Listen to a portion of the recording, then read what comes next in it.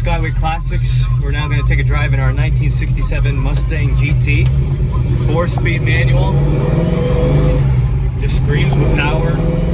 We got our high performance gauges down below, working tack on the dash, white stripes with black, and a nice style torque rims on it. Handles really well, no pulling.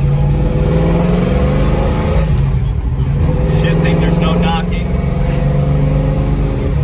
Do a little brake test for you.